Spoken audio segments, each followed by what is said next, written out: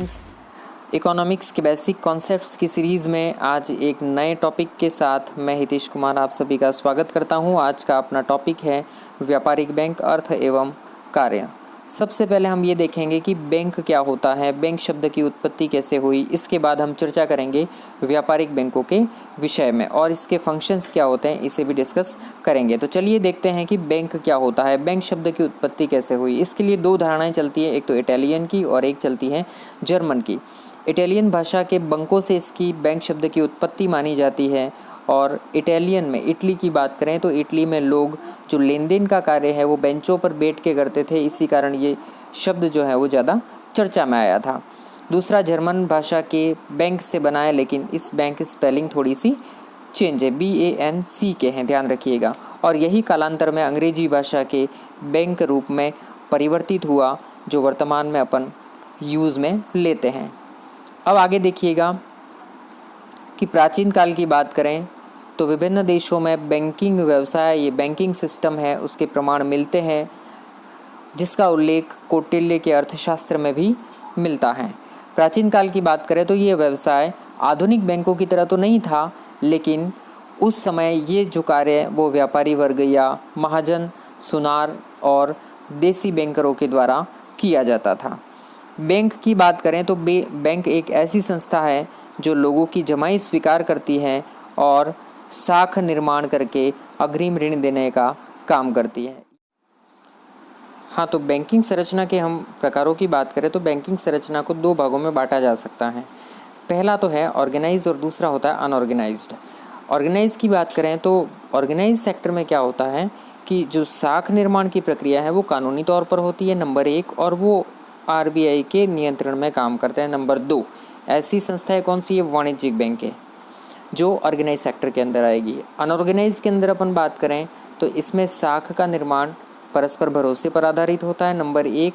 Number 2, RBI के नियंत्रण से ये मुक्त होते हैं, किसी प्रकार का कोई कंट्रोल नहीं होता है। जैसे अपन बात करें साहूकार, महाजन, जमींदार और देसी बैंकरों की बात करें तो ये इसके अंदर सम्मिलित होते हैं। हाँ, तो आधुनिक बैंकिंग प्रणाली की शुरुआत की यदि हम बात करें तो बैंकिंग प्रणाली की शुरुआत इटली से मानी जाती है। 1157 में इटली में एक बैंक की स्थापना हुई जिसका नाम था बैंक ऑफ वेनिस, और यहीं से आधुनिक बैंकिंग की शुरुआत मानी जाती है। इसके बाद 1401 में बात करें तो बैंक ऑफ बार्सिलोना, 1407 में बात करें तो बैंक ऑफ जिनेवा, 1609 में बात करें तो हॉलैंड के अंदर बैंक ऑफ एम्स्टर्डम, 1619 में बात करें जर्मनी में बैंक ऑफ हैम्बर्ग, यहाँ थोड़ी मिस्टेक ध्यान दीजिएगा, ये बैंक ऑफ हैम्बर्ग है। 1694 की बात करें तो बैंक ऑफ इंग्लैंड की स्थापना हुई थी। ये अपन वर्ल्ड वाइड बात कर रहे हैं, विश्व में बैंकिंग स्ट्रक्चर जो बना, आधुनिक जो सिस्टम बना, उसकी शुरुआत कैसे हुई और कहाँ से हुई। आगे देखिएगा कि भारत में बैंकिंग प्रणाली की शुरुआत कैसे हुई और इसका विकास कैसे हुआ। हम बात करते हैं भारत के पहले बैंक की। भारत में पहले बैंक की शुरुआत या स्थापना की बात करें तो 1770 में भारत में पहला बैंक स्थापित हुआ था जिसका नाम था BOH, बैंक ऑफ हिंदुस्तान, और ये स्थापित हुआ था कोलकाता के अंदर। किसने स्थापित किया था? अलेक्जेंडर और कंपनी के द्वारा। ये यूरोपीय पद्धति पर आधारित बैंक था, लेकिन इसे शीघ्र ही बंद कर दिया गया। फैक्ट ध्यान रखना है, 1770 में बैंक ऑफ हिंदुस्तान कोलकाता के अंदर अलेक्जेंड्रियन कंपनी के द्वारा यूरोपीय बैंकिंग सिस्टम पर बेस्ड, और ज़्यादा समय ये चला नहीं, उसे बंद कर दिया गया। नेक्स्ट बात करते हैं अपन प्रेसिडेंसी बैंक्स की। प्रेसिडेंसी बैंक कितने थे? 3 प्रेसिडेंसी, और 3 प्रेसिडेंसी में 3 बैंकों की स्थापना हुई थी। ईस्ट इंडिया कंपनी के हितों को ध्यान में रखते हुए निजी अंशधारियों के द्वारा, ये सारे प्राइवेट सेक्टर के निजी जो अंशधारी थे जिसमें प्राइवेट सेक्टर के शेयर्स ज़्यादा थे, उन्होंने 3 प्रेसिडेंसी बैंक की स्थापना की, और वो प्रेसिडेंसी बैंक थे B, B और M। पहला बैंक था बंगाल, दूसरा बम्बई, इसको बॉम्बे कहा जाता था, बम्बई, तीसरा था मद्रास। तो पहला 1806 में बैंक ऑफ बंगाल, 1840 में बैंक ऑफ बम्बई, और तीसरा था 1843 में बैंक ऑफ मद्रास। इसको मुंबई की जगह आप बम्बई याद रख लें, क्योंकि शॉर्ट ट्रिक BBM है और ये वास्तव में पहले नाम बम्बई था, बॉम्बे। तो 1806 में बैंक ऑफ बंगाल, 1840 में बैंक ऑफ बम्बई या बॉम्बे और 1843 में बैंक ऑफ मद्रास की स्थापना हुई थी। किसने की? निजी अंशधारियों ने की थी। और किसको ध्यान में रखते हुए? ईस्ट इंडिया कंपनी के हितों को ध्यान में रखते हुए इसकी स्थापना की थी। ये तीनों ही प्रेसिडेंसी बैंक किसके कंट्रोल में काम करते थे? ब्रिटिश गवर्नमेंट के कंट्रोल में काम करते थे।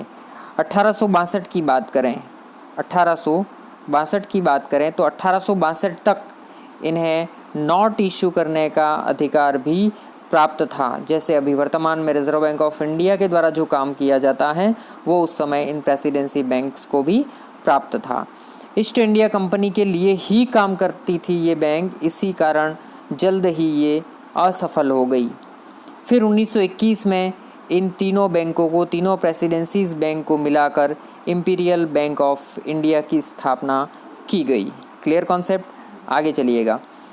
आगे बात करते हैं अवध कमर्शियल बैंक की। अवध कमर्शियल बैंक सीमित देयता के आधार पर भारतीयों के द्वारा स्थापित पहला बैंक था। ध्यान दीजिएगा, सीमित देयता के आधार पर, पूरी तरीके से भारतीय नहीं था, लेकिन सीमित देयता के आधार पर बात करें तो 1881 में भारतीयों के द्वारा स्थापित पहला बैंक था। तो पूर्ण रूप से भारतीयों के द्वारा स्थापित पहला बैंक कौन सा था? तो आंसर होगा PNB। 1894 में पंजाब नेशनल बैंक की स्थापना की गई, जो कि पूर्ण रूप से पहला भारतीय बैंक था। आगे बात करते हैं भारतीय स्टेट बैंक की, SBI की। SBI की बात करेंगे तो SBI की स्थापना कैसे हुई? तो SBI की स्थापना 1 जुलाई 1955 को इंपीरियल बैंक ऑफ इंडिया जिसकी स्थापना 1921 में कैसे की गई थी? तीनों प्रेसिडेंसी बैंक को मिलाकर की गई थी। उसी इंपीरियल बैंक का राष्ट्रीयकरण करके, नेशनलाइजेशन करके, उसका नाम बदल के क्या किया गया? स्टेट बैंक ऑफ इंडिया किया गया। हम देखते हैं व्यावसायिक बैंकों का राष्ट्रीयकरण, नेशनलाइजेशन। जब सरकार की भूमिका बढ़ती है, सरकार शेयर खरीदती है, तो उसे कहा जाता है, सरकार अपने हाथों में नियंत्रण लेती है तो उसे कहते हैं नेशनलाइजेशन। 2 बार बड़े पैमाने पे राष्ट्रीयकरण का काम हुआ है। पहला 19 जुलाई 1969 को 14 बड़े कमर्शियल बैंक का राष्ट्रीयकरण किया गया। कब?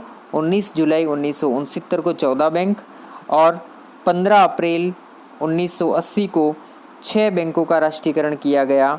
कुल मिला के 20 कमर्शियल बैंक्स हुए, लेकिन मर्ज होते होते वर्तमान में यदि पब्लिक सेक्टर के बैंक की बात करें तो पब्लिक सेक्टर के बैंक अभी फ़िलहाल 12 हैं। आगे देखिएगा, वाणिज्यिक बैंकों के कार्य क्या होते हैं। यदि वाणिज्यिक बैंकों के फंक्शन की बात करें, फंक्शंस ऑफ कमर्शियल बैंक की बात करें, तो पहला फंक्शन होता है जमाएं स्वीकार करना। वाणिज्यिक बैंकों का सबसे प्रमुख कार्य क्या है? जमाएं स्वीकार करना। अब जमाएं स्वीकार कैसे करते हैं? तो जमाएं स्वीकार करने के लिए अकाउंट होंगे। अकाउंट अपन जानते ही हैं, जैसे सेविंग अकाउंट की बात करें जिसको अपन SB अकाउंट कहते हैं, सेविंग बैंक अकाउंट। ये कौन खुलवाता है? 2 प्रकार के खातों की चर्चा करूंगा मैं यहाँ पे। एक तो सेविंग अकाउंट और एक सी का मतलब करंट अकाउंट। तो 2 अकाउंट पढ़ेंगे, एक तो होगा सेविंग अकाउंट और दूसरा होगा करंट अकाउंट। सेविंग अकाउंट किसे कहें और करंट अकाउंट किसे कहें और कौन लोग खुलवाते हैं इसको? अब सेविंग अकाउंट किसके लिए?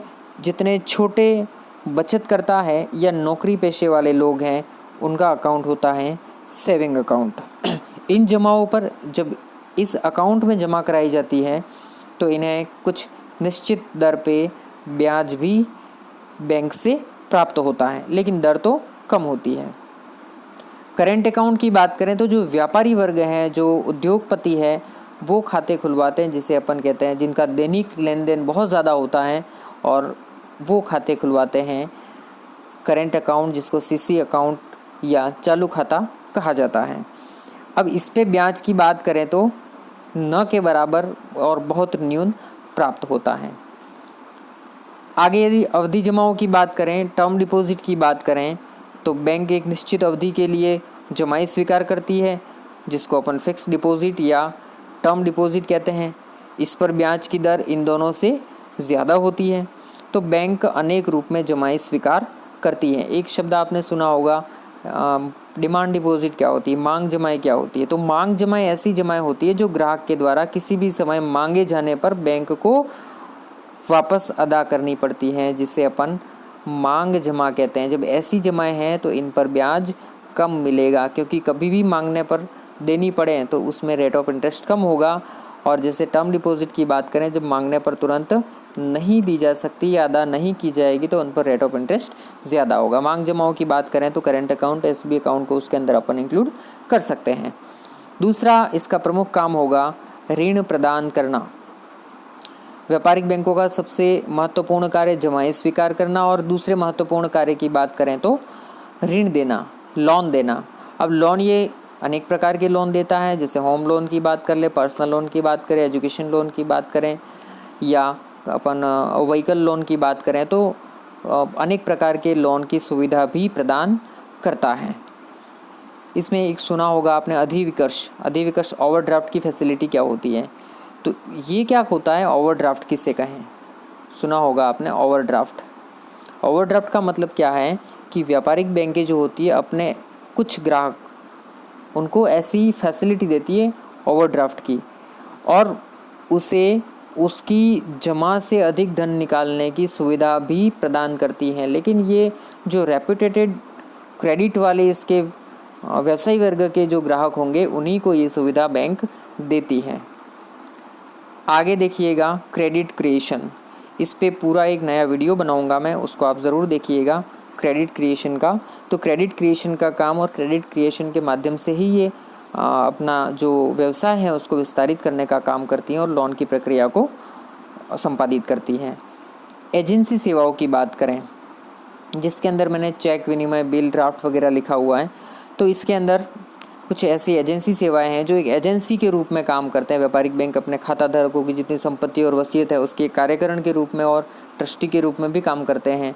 तो यहाँ पे जैसे चेक की बात करें तो चेक को अपन दो भागों में बांट सकते हैं, जैसे मैंने आगे मेंशन किया हुआ है, बियरर चेक और एक क्रॉस चेक। वैसे चेक के बहुत सारे टाइप हैं, लेकिन 12th के अंदर दो ही टाइप दिए हुए हैं, एक तो होता है बियरर चेक और दूसरा होता है क्रॉस चेक। अब क्रॉस चेक और बियरर चेक में क्या डिफरेंस है, मैं बता दूं आपको कि बियरर चेक और क्रॉस चेक क्या होता है। पहले डिस्कस करूंगा बियरर चेक। बियरर का मतलब होता है वाहक, जो लेके जाता है। तो इस प्रकार के चेक का भुगतान बैंक उस व्यक्ति को करेगा जो व्यक्ति चेक को प्रस्तुत करेगा, नंबर 1। तो क्रॉस चेक किसे कहा जाए, इस प्रकार के चेक का भुगतान बैंक चेक पर अंकित नाम वाले व्यक्ति को ही करेगा। ये जो वाहक है उसको नहीं करके किसको करेगा, जिस व्यक्ति का चेक पर नाम अंकित है उसे ही करेगा। जानते हैं आप कि चेक पर यदि क्रॉस करके अकाउंट पे ही कर दिया जाता है तो उसे अपन क्रॉस चेक कहते हैं, और जब यदि क्रॉस नहीं किया जाए और सीधा नाम लिख के दे दिया जाए तो उसे अपन बियरर चेक कहते हैं। चलिए, अदर सर्विसेज क्या देता है बैंक। यदि अदर सर्विसेज की बात करें तो इंटरनेट बैंकिंग की बात कर लीजिए आप, जो 24 आवर सर्विस है बैंक की, जिसमें बैंक अपने ग्राहकों को लॉगिन आईडी, पासवर्ड जारी करती है और उसके माध्यम से आप आराम से बैंकिंग के कार्य संपादित कर सकते हैं। जैसे बात करें एटीएम सुविधा की, एटीएम सुविधा भी बैंक प्रदान करती है, और एटीएम सुविधा से अपन 24 आवर कहीं से भी विड्रॉल कर सकते हैं। मोबाइल बैंकिंग है, जैसे अभी इंटरनेट का युग है रहा, स्मार्टफोन है सबके पास में, तो स्मार्टफोन में ऐप के माध्यम से भी जो बैंकिंग के कार्य हैं वो संपादित किए जा सकते हैं, जिसमें भी यूज़र आईडी और पासवर्ड के ज़रिए सारे काम संपादित होते हैं। लॉकर फैसिलिटी की बात करें, बैंक क्या करते हैं, एक निश्चित शुल्क लेते हैं साल का, और उस पर कीमती सामानों को सुरक्षित रखने की जिम्मेदारी लेते हैं, और इस प्रकार से अपने ग्राहकों को लॉकर सुविधा भी ये प्रदान करते हैं। Credit card facility, credit card भी देते हैं, जैसे डेबिट कार्ड एटीएम की बात की, वैसे क्रेडिट कार्ड की फैसिलिटी भी बैंक देते हैं अपने ग्राहकों को। इसमें बैंक उस एक सीमा तक अपने कार्ड के द्वारा उसको भुगतान की सुविधाएं दी जाती हैं अल्प समय के लिए, और वो ऑनलाइन पेमेंट कर सकता है और निश्चित समय सीमा में उसे वापस जमा अपने अकाउंट में कराना होता है। क्लियर हो गए उसके बैंक के काम क्या क्या हैं। तो थैंक यू वेरी मच।